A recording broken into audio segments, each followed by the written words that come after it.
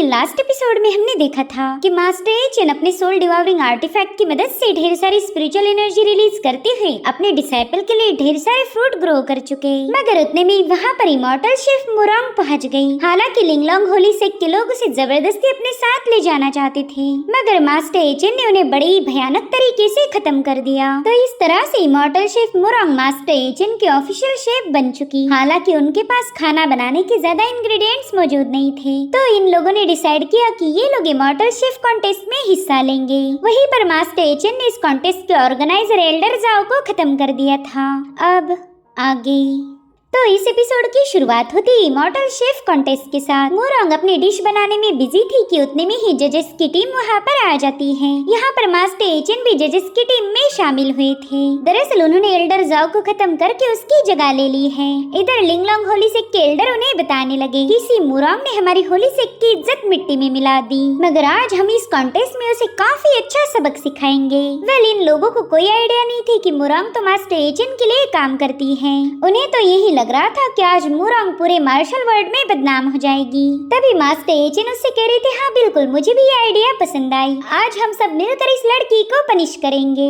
After all ये आपके होली सेक की इज्जत का सवाल है। आप सभी जजेस को इमॉर्टल डिशेस चखने के लिए सर्व की जाती हैं। सभी शेफ्स अपने रिजल्ट जानने के लिए बेकरार थे। उन्होंने काफी मेहनत से खाना बनाया है ताकि वो जजेस को इम्प्रेस कर पाए। वहीं पर जजेस भी अपने चॉपस्टिक्स निकाल लेते हैं, मगर वो इन डिशेस को टेस्ट कर पाए इससे पहले वो सारे डिशेस मास्टर एचन ने एक ही सेकंड में गायब कर ली। ये सब देखकर तो सभी एल्डर सोच में पड़ गए कि आखिर एल्डर जाओ इतना सारा खाना कैसे खा गया। तब तक मास्टर एचन ने तो सारे डिशेस हजम भी कर ली। वो सभी शेफ्स को बताने लगे कि तुम सबकी डिशेस काफी ज्यादा डिलीशियस थी, उन्हें तो खाते ही मेरा दिल खुश हो गया। अगर तुम लोग ऐसे ही खाना बनाओगे तो काफी आगे जा सकते। अब उनके मुँह से अपने लिए तारीफें सुनकर वो शेफ्स काफी ज्यादा खुश हो गए। उतने में ही लिंगलोंग सेक का मास्टर उन्हें धीरे से कहने लगा कि हम कोई ना कोई बहाना बनाकर इस लड़की को पनिश करेंगे। आप भूल तो नहीं गए, हमें मुरांग को खत्म करना है।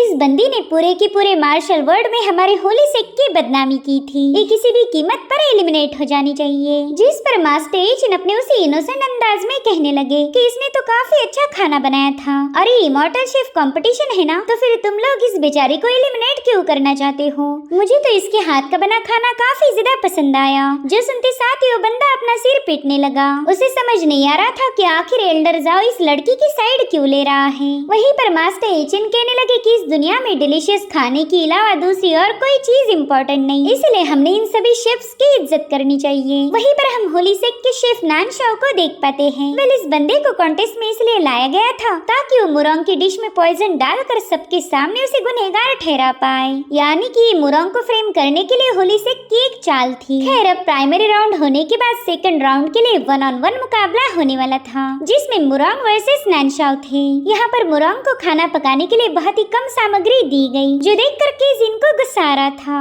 वो कहते कि जरूर से ये लोग कोई न कोई प्लानिंग बना रहे। उतने में ही कॉन्टेस्ट की शुरुआत हो गई। वहाँ पर एक ही टोफू का ब्लॉक रखा हुआ था, तो नानशाओ उसे मुरांग के हाथ से छीनने लगा। इसलिए मुरांग भी उस बंदे को दिखा देती है कि वो भी पीछे नहीं हटने वाली। उसका गुस्सा देखकर नानशाओ उसे चिढ़ाते हुए कहने लगा कि जब तुम होली सेक में थी तब तो तुमने कभी गुस्सा नहीं दिखाया, लेकिन जैसे ही वहाँ से आजाद क्या हुई तुम्हारे तो पर निकल आए। मगर तुम बिल्कुल फिक्र मत करो, तुम्हारे ये पर जल्द ही काटे जाएंगे। तुझे क्या लगता है यहाँ पर बदतमीजी करने से ऊजी पैलेस तुझे सपोर्ट करेगा? भले ही तूने उन्हें ज्वाइन किया है, मगर वो लोग भी हमारे होली सेक के खिलाफ नहीं जा सकते। अब यहाँ पर उस टोफू के लिए काफी ज्यादा खींचातानी चल रही थी और इसी मौके का फायदा उठाते हुए नानशाओ ने उस टोफू में पॉइजन मिला दिया, जिसकी तो मुरांग को कोई खबर ही नहीं थी। नानशाओ उससे कहने लगा कि ये मत भूलो कि इस कंपटीशन को हमारे होली सेक ने ऑर्गेनाइज किया है, इसलिए तुम चाहो भी तो मुझे हरा नहीं पाओगी। तो मुरांग भी उस पर हमला करते हुए उसे पीछे की तरफ ढकेल देती है। वो कह रही थी कि कॉन्टेस्ट में जीत किसकी होगी ये तो सही वक्त पर ही पता चलेगा, इसलिए बेवजह होली सेक का नाम लेकर मुझे धमकियाँ देना बंद कर दो। साथ ही साथ मुरांग ने नानशाओ से टोफू भी छीन लिया था, मगर यहाँ पर नानशाओ ने तो ऑलरेडी अपना काम कर दिया है। उसने मुरांग के टोफू में जहर मिला दिया। भले ये बात मुरांग को पता ना हो, लेकिन मास्टर एचन और उनके छुटकू मॉन्स्टर ने ये सब देख लिया था। वो आर्टिफैक्ट कहता है बॉस इस बंदे के हाथ बिल्कुल भी साफ नहीं थे। अब डिश के तैयार होते ही यहाँ पर जरूर से तमाशा होगा। और अब खाना बनते ही टोफू की डिश मास्टर एचिन को सर्व की गई। उन्होंने एक बाइट खाते ही उनकी आंखें तो चमकी उठी। वो अब तुरंत ही उस टोफू डिश की तारीफ करने लगे और ये देखकर बाकी के एल्डर्स को हंसी आने लगी, क्योंकि उन्हें पता था कि इस टोफू में तो जहर मिलाया गया है। वहीं पर नानशाओ के चेहरे पर भी ईवल स्माइल थी। और उतने में मास्टर एचिन कहने लगे कि आखिर ये टोफू इतना ज्यादा हॉट कैसे लग रहा, आखिर इस डिश में क्या मिलाया गया। तो उनका आर्टिफैक्ट कहने लगा बॉस इसे हॉट नहीं बल्कि स्पाइसी बोलते हैं। मेरे ख्याल से मुरांग ने इसमें मिर्च मिलाई होगी, इसलिए तो इसका टेस्ट इतना ज्यादा बदल गया।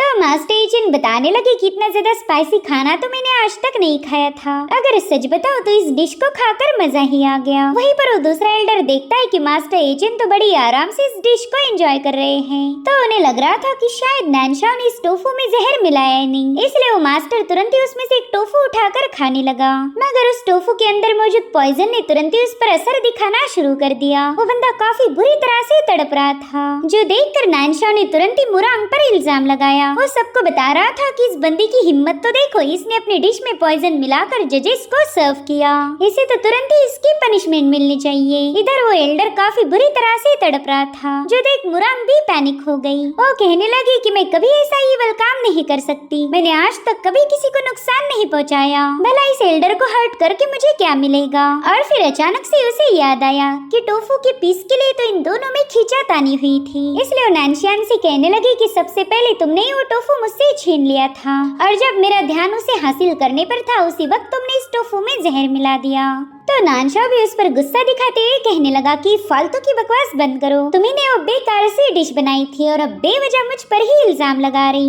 जज को इतनी ज्यादा तकलीफ मेरी डिश खाकर नहीं हुई बल्कि तुम्हारी डिश से हो रही है। मगर उतने में उस मास्टर की बॉडी से बहुत ही स्ट्रॉन्ग स्पिरिचुअल एनर्जी रिलीज होने लगती है। दरअसल ये सारा कमाल था मास्टर एचिन के आर्टिफैक्ट का। वो बंदा कहने लगा कि मुझे तो ऐसा फील हो रहा है कि मानो मेरी पूरी बॉडी एनर्जी से भर चुकी हो। मेरे हिसाब से मैं जल्द ही अगली लेवल पर ब्रेक थ्रू करूंगा। अब ये देखकर नानशाओ भी हैरान था। उसे अच्छे से पता है कि उसने डिश में जहर मिलाया था, तो उस हिसाब से तो इस बंदे ने बीमार पड़ना चाहिए, मगर ये तो और ज्यादा पावरफुल बन रहा। साथ ही वहाँ मौजूद सभी लोग मुरांग की तारीफें करने लगे। वो कहते हैं कि इस बंदी ने तो बहुत ही हायर रैंक की इमॉर्टल डिश बनाई होगी, इसलिए तो ये मास्टर एक ही बाइट में ब्रेक थ्रू कर पा रहा। और शुरुआत में उसे जो भी तकलीफ हुई थी वो शायद ब्रेक थ्रू करने से पहले होने वाली पेन थी। इधर वो मास्टर भी अपनी बॉडी से रिलीज होने वाली स्ट्रॉन्ग स्पिरिचुअल पावर को देखकर काफी ज्यादा हैरान था। साथ ही साथ मुरांग की भी तारीफें करने लगा। वो कहने लगा कि ये तो एक बहुत ही टैलेंटेड शेफ है, अगर इसके हाथ का बना खाना रोज मिल जाए तो मजा ही आ जाएगा। ये सब सुनकर मुरांग भी काफी ज्यादा खुश थी। और अब मास्टर एचिन नानशाओ से कहने लगे कि तुमने बिना सोचे समझे इस लड़की पर पॉइजन मिलाने का इल्जाम लगाया। इसने बनाई हुई टोफू डिश को तो मैंने भी टेस्ट किया था, फिर मुझ पर उस पॉइजन का असर क्यों नहीं हुआ। अब यहाँ पर मास्टर एचिन के सवाल का क्या जवाब दिया जाए ये नानशाओ को समझ नहीं आ रहा था। उसका मुरांग को फंसाने का प्लान तो पूरी तरह से फ्लॉप हो चुका, इसलिए वो काफी ज्यादा पैनिक होते हुए जवाब देता है कि शायद मुझसे ही कोई गलती हो गई, इस डिश पर कोई पॉइजन नहीं था, प्लीज मुझे माफ कर दीजिए। उतने में ही एक एल्डर ने अनाउंसमेंट किया कि चलो अभी पॉइजन वाला मसला तो हल हो गया, तो क्यों ना हम इस कंपटीशन को कंटिन्यू करें। और अब उस एल्डर के सामने नानशाओ की बनाई हुई डिश सर्व की जाती है।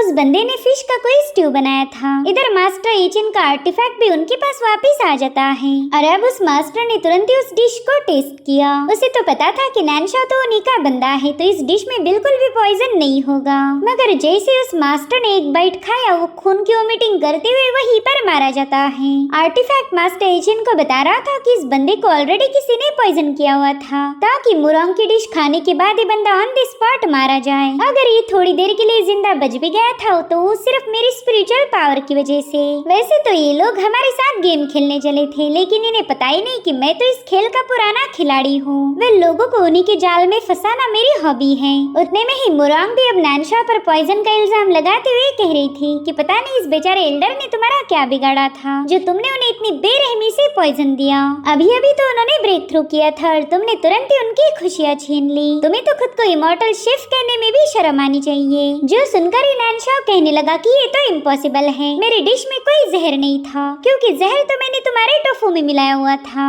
तो इस तरह से नैनशाओ ने गुस्से में आकर अपना ही गुनाह कबूल कर लिया। वहाँ मौजूद लोग भी सुनकर हैरान थे कि मुरोंग को फंसाने के लिए इन लोगों ने कितनी बड़ी चालबाजी की।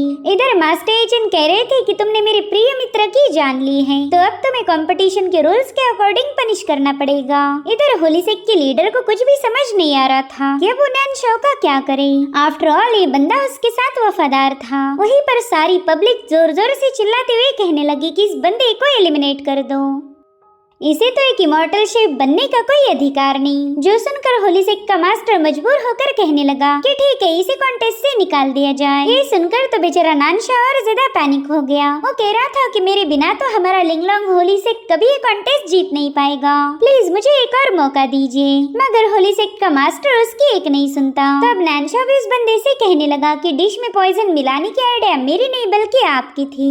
आप ही तो चाहते थे कि मैं मुरोंग को फ्रेम करूं, और अब जब आपका भांडा फूट गया तो आप मुझे ही बलि का बकरा बना रहे। जो सुनकर मास्टर एचिन कहने लगे कि इस बंदे ने मेरे दोस्त को बदनाम करने की जुर्रत की है। भला हमारे होलीसेक के मास्टर ऐसा क्यों करेंगे? तो अब इस झूठे इल्जाम की वजह से इसका एक और क्राइम बढ़ गया। ऐसा बंदा तो एक इमॉर्टल शेफ बनने के बिल्कुल भी लायक नहीं है। वहीं पर नैनशाओ को लग रहा था कि मुझे तो बेवजह ही फंसाया गया। यहाँ पर जो कुछ भी हुआ उसमें मेरी कोई गलती नहीं, और इस सब के पीछे की वजह है मुरोंग। तो तुरंत ही मुरोंग को खत्म करने के लिए उसकी तरफ आगे बढ़ गया। वो अपने पावर्स का यूज करते हुए मुरोंग को खत्म करने ही वाला था, लेकिन तभी मास्टर एचिन ने बीच में आकर उसे रोक लिया। साथ ही साथ उन्होंने नैनशाओ पर अपनी डिवाइन पावर से एक बहुत ही भयानक अटैक कर दिया था, जिसके चलते फाइनली नैनशाओ का किस्सा यहीं पर खत्म हो जाता है। अब हमें रात का सीन दिखाया गया, जहाँ पर इन सभी एल्डर्स ने एक सीक्रेट मीटिंग ऑर्गेनाइज की थी। वो कहते हैं कि पता नहीं एल्डर जाओ को अचानक से क्या हो गया। उसने तो इस कॉन्टेस्ट को ऑर्गेनाइज करके हमारे प्लानिंग में शामिल होने के लिए मंजूरी दी थी, मगर फिर वो अचानक से ही हमारे खिलाफ हो गया। साथ ही उसने हमसे वादा किया कि वो हमें जे ड्रैगन पॉट देगा, मगर आज तो पूरा दिन वो बस उस मुरोंग को ही सपोर्ट करता रहा। जिस पर होलीसेक का मास्टर कहने लगा कि हमने आज तक कभी भी एल्डर जाओ को फेस टू फेस नहीं देखा था। अब तो मुझे उस बंदे पर शक हो रहा कि एल्डर जाओ है या फिर कोई और। जिस पर वो बाकी के मास्टर्स कहने लगे कि वो बंदा कौन है इससे हमें कोई लेना देना नहीं, हमें तो बस इतना पता है कि उस बंदे की वजह से हमारी प्लानिंग फेल हो जाएगी।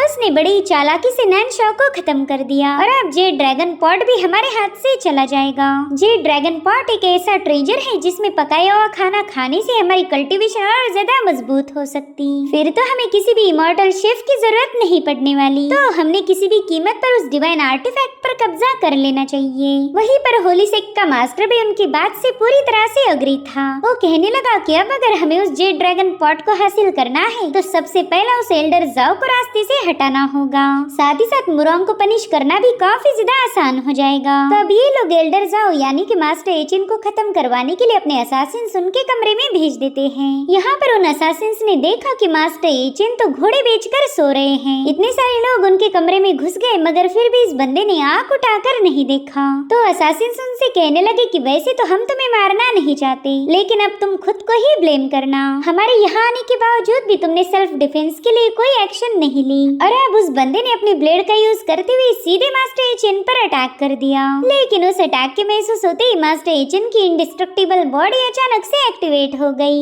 जिसके चलते वहाँ पर काफी स्ट्रॉन्ग एनर्जी रिलीज होने लगती है। वहाँ पर डिवाइन पावर का इतना बड़ा ब्लास्ट हुआ था कि वो सभी के सभी असासिन्स खत्म होकर सीधे कमरे के बाहर पटके गए। होलीसेक का मास्टर तो ये सब देखकर ही दंग रह गया कि आखिर ये बंदा नींद में होने के बावजूद भी इतने सारे लोगों को कैसे मार पाया। तभी एक दूसरा एल्डर कहने लगा कि इस बंदे को खत्म करना बिल्कुल भी आसान नहीं, इसने तो नींद में ही अपने सभी लोगों को मार दिया। तभी होलीसेक का मास्टर उनसे कह रहा था कि तुम्हें घबराने की जरूरत नहीं, मेरे ख्याल से इस बंदे के पास कोई बॉडी प्रोटेक्शन टेक्निक होगी। अगर हमने उस प्रोटेक्शन टेक्निक को ब्रेक किया तो फिर इसे मारना आसान हो जाएगा। इसे लगता है कि शायद हमारा होलीसेक इसका कुछ भी उखाड़ नहीं पाएगा, मगर जल्द ही इसकी ये गलतफहमी भी दूर हो जाएगी। तो हमें फॉरेस्ट का सीन दिखाया गया, जहाँ पर दो कल्टीवेटर्स इमॉर्टल शेफ कॉन्टेस्ट के बारे में पढ़ रहे थे। इसमें से मोटे का नाम था हुआंग और पतले का नाम था डोंगफेंग। हुआंग कहने लगा, भाई हम अपने से एक लीडर को बिना बताए ही इस कॉन्टेस्ट में हिस्सा लेने जा रहे हैं, अगर उन्हें पता चला तो वो हम पर काफी ज्यादा भड़क जाएंगे। जिस पर डोंगफेंग कह रहा था, अरे वहाँ पर तो जेड ड्रैगन पॉट है, तो उसे हासिल करने के लिए हमें वहाँ पर जाना ही होगा, बस तुम तुम देखते जाओ कि कैसे मैं वो कॉन्टेस्ट जीत कर वो पॉट मेरे नाम कर दूंगा।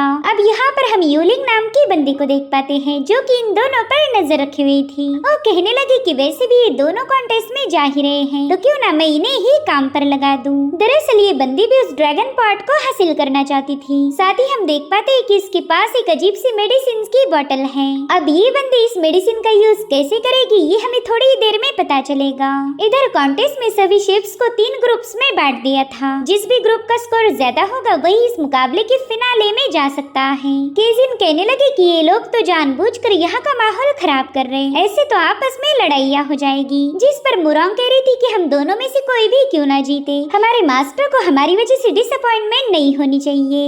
और उतने में वहाँ पर वो दोनों बंदे पहुँच गए। वो कह रहे थे कि हम घोस्ट शेफ ब्रदर्स हैं और हमें भी इस मुकाबले में पार्टिसिपेट करना। जिस पर एक एल्डर कहने लगा कि ये तो इम्पॉसिबल है, इस कॉन्टेस्ट के रजिस्ट्रेशन ऑलरेडी हो चुके, इसलिए अब तुम दोनों जल्दी से यहाँ से दफा हो जाओ। साथ ही उस बंदे ने अपने गार्ड्स को भी इन दोनों को वहाँ से भगाने का हुक्म दिया था। मगर ये दोनों कल्टीवेटर्स तो अच्छे खासे पावरफुल थे। उन गार्ड्स को चौक करते हुए कहने लगे कि अगर हमें कॉन्टेस्ट में पार्टिसिपेट करने का मौका नहीं दिया गया तो फिर यहाँ पर कोई कॉन्टेस्ट नहीं होने वाला। इधर होलीसेक का लीडर बता रहा था कि ये दोनों भी काफी ज्यादा टैलेंटेड शेफ्स हैं। मैंने सुना था कि बहुत ही डिलीशियस खाना पका सकते।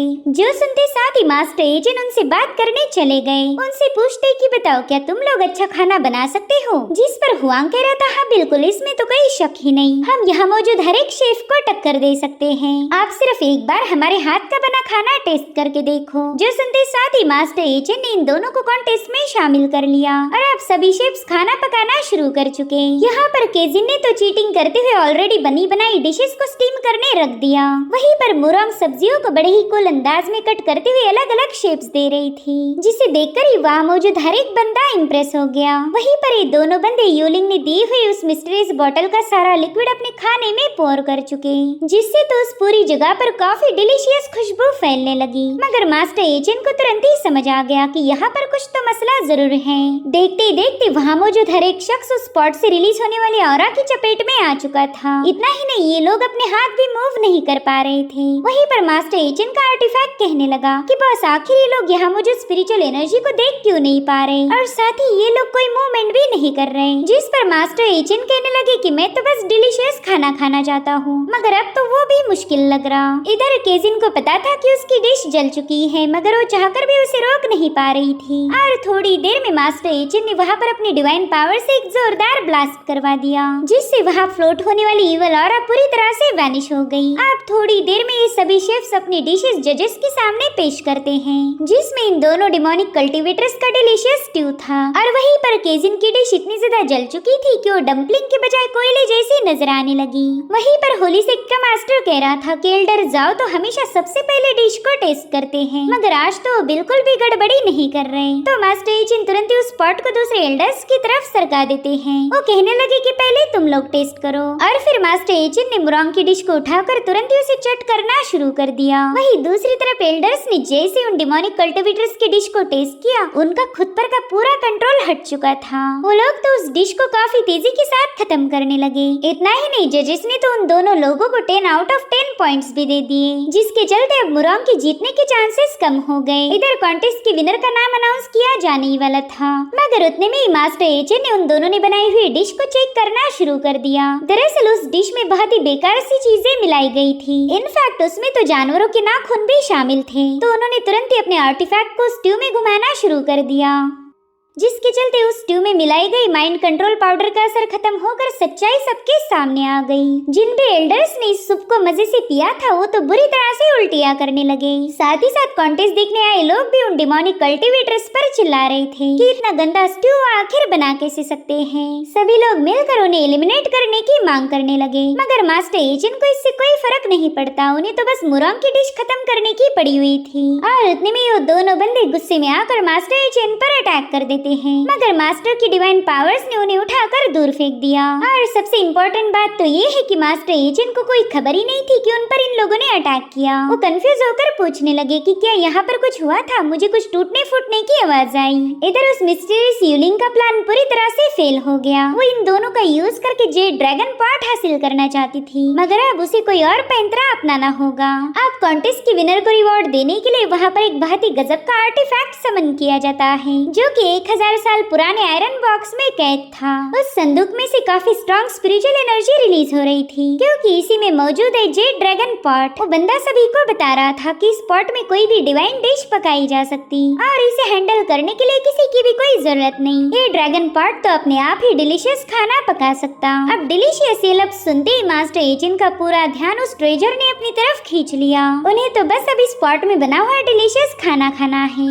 वहीं पर मुरांग को पूरा यकीन था कि ये ड्रैगन पॉट उसे ही मिलेगा और उतने में वो आयरन बॉक्स मास्टर एचिन के सामने पेश किया गया। होली सिक का मास्टर उनसे कह रहा था कि एल्डर जाओ, इस बॉक्स की चाबी आपके पास है तो जल्दी से इसे ओपन कीजिए ताकि यहाँ मौजूद हर एक शख्स इस लेजेंडरी ड्रैगन पॉट को देख पाए। अब ये सुनकर के जिनको टेंशन आने लगा। वो सोच रही थी कि मास्टर एचिन तो इस बॉक्स को ओपन ही नहीं कर सकते। वो चाबी तो उस मरे हुए एल्डर जाओ के पास थी। शायद अब हमारे मास्टर एचिन की पोल खुलने वाली है। इधर मास्टर एचिन बता रहे थे कि मेरे पास तो इस आयरन बॉक्स की कोई चाबी नहीं, जिस पर होली सिक का मास्टर कहने लगा कि ये ड्रैगन पॉट इस कॉन्टेस्ट का अल्टीमेट प्राइज है, ये तो आपको खोलना ही पड़ेगा। या फिर ऐसा भी हो सकता है कि आप ओरिजिनल एल्डर जाओ हो ही नहीं। जो सुनते साथ इधर केजिन ने तुरंत एक टी पॉट उठा लिया। वो कह रही थी कि अगर यहाँ पर फाइट शुरू हुई तो मैं इसी का यूज करके इन लोगों की खोपड़ियाँ तोड़ूंगी। उतने में ही मास्टर एचिन क्यूरियस होकर उस बॉक्स को हल्के हाथ से टैप करने लगे तो उनका आर्टिफैक्ट उन्हें बता रहा था कि ये बॉक्स हजारों साल पुराना है। ऐसा कहा जाता है कि इसे कोई ब्रेक नहीं कर सकता,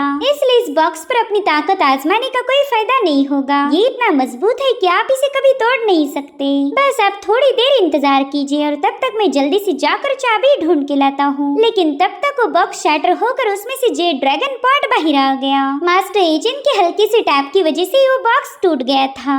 अब उस पॉट को देखते साथ ही होली सिक का मास्टर सबको बताने लगा कि हमने इस कॉन्टेस्ट में हिस्सा इसलिए लिया था ताकि ये सुप्रीम ट्रेजर हमारे हाथ लग जाए। अब हमारा इंतजार खत्म हुआ और उसके ऐसा कहते साथ ही होली सिक के कई सारे कल्टीवेटर्स वहाँ पर पहुँच गए। मास्टर कह रहा था कि ये पॉट विनर को नहीं बल्कि हमें मिलेगा, जिसके बाद वो अपने डिसाइपल्स को मास्टर एचिन पर अटैक करने का हुक्म देता है। मगर मास्टर एचिन ने तो उसी पॉट से उनकी धुलाई करना शुरू कर दी।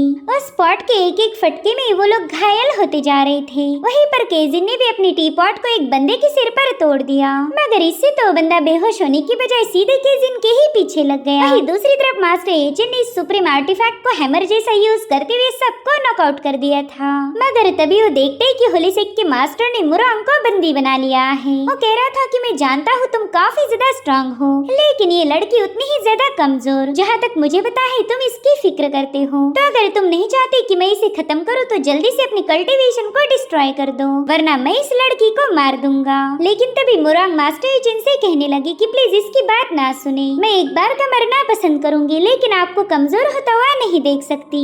उतने में ही मास्टर एचिन उस बंदे से पूछ रहे थे कि क्या तुम मुझे धमका रहे हो, जिस पर होली सिक का मास्टर कह रहा था हाँ बिल्कुल, तुम पावरफुल हो तो क्या हुआ, फिर भी तुम मेरा कुछ भी बिगाड़ नहीं पाओगे। मगर उतने में ही वो जे ड्रैगन पॉट सीधे उसके पास से गुजरते हुए उस बंदे के मुंह पर पटक गया, जिसने मुरांग को अपने कब्जे में लिया था, जिसके चलते वो बंदा तो ऑन द स्पॉट मारा जाता है। और फिर मास्टर एचिन ने जाकर तुरंत ही उस पॉट को उठा लिया। वो होली सिक के मास्टर से कहने लगे कि मैंने तो ये पॉट तुम्हें दे दिया था, अभी तुम्हारी गलती है कि तुम इसे पकड़ नहीं पाए। जिसके बाद मास्टर एचिन वहाँ से जाने वाले थे कि तभी वो मास्टर उनसे कहने लगा कि वैसे तो मैं तुम्हें जिंदा छोड़ना चाहता था, मगर अब तुमने ही मुझे बेरहम बनने पर मजबूर किया। इतना कहते साथ ही वो बंदा अपनी पावर्स को एक्टिवेट कर चुका। उसने थंडर पावर को समन करते हुए अपनी ताकत को बढ़ा दिया था, जो देख मास्टर एचिन का आर्टिफैक्ट उन्हें हैरान होकर बताने लगा कि आखिर इन मॉर्टल्स ने ऐसी गजब की टेक्निक कहाँ से सीखी होगी। मैं तो इतने सालों से इस मॉर्टल वर्ल्ड में रहता आया हूँ, मगर आज तक ऐसी पावर्स को विटनेस नहीं किया था।